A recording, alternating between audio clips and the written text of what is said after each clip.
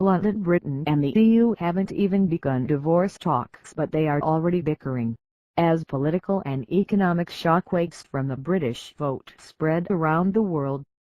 EU diplomats meeting in Berlin told Britain to hurry up and trigger the formal exit process, something the UK has said won't happen for several months.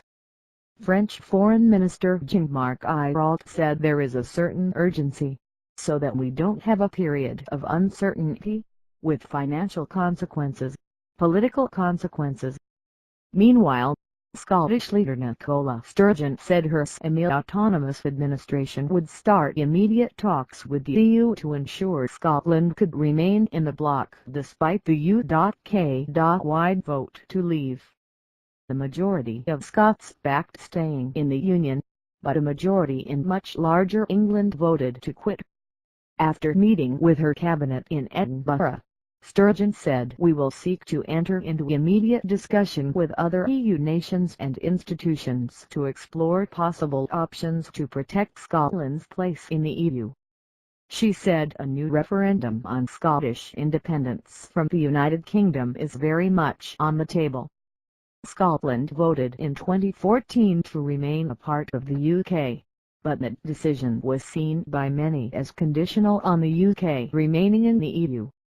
The victorious Leave campaigners in Thursday's referendum have said there is no rush to trigger Article 50 of the EU's Lisbon Treaty, which will begin the two-year exit process to renegotiate trade, business and political links between the UK and what will become a 27-nation bloc.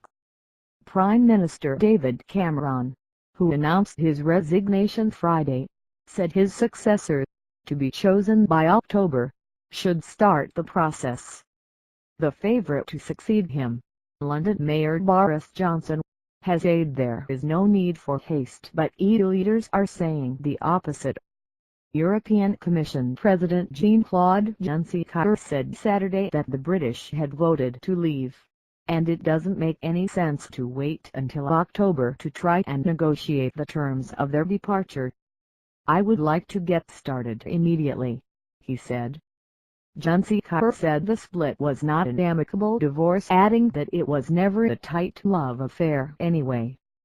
Top diplomats from the European Union's 6 founding nations, France, Germany, Italy, the Netherlands, Belgium and Luxembourg, met in Berlin for hastily arranged talks and stressed that the exit process should be speedy. Luxembourg Foreign Minister said he hoped there would be no cat-and-mouse game. "There must be clarity," the Selborne told reporters.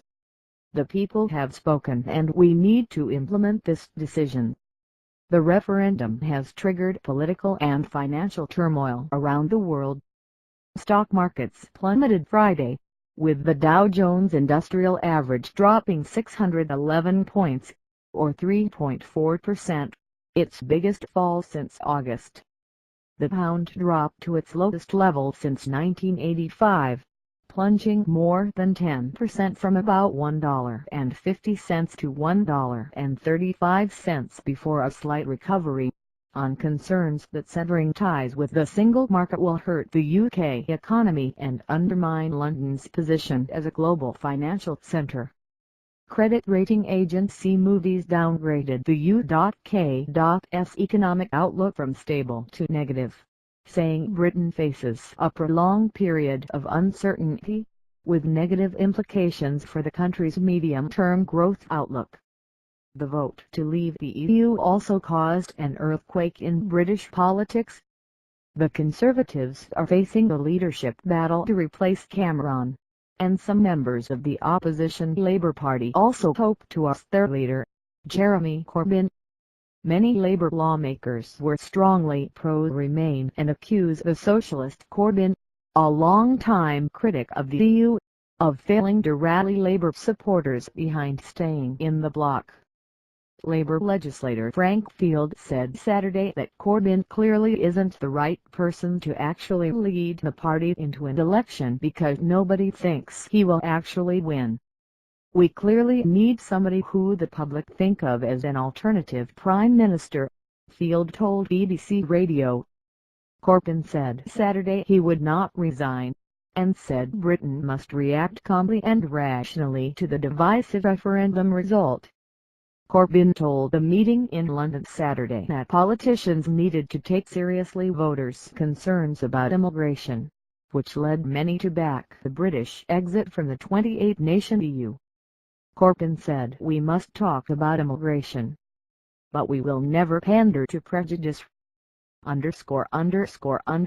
Greece Haber reported from Berlin. Associated Press writers David Rising in Berlin and Angela Charlton in Paris contributed to this report.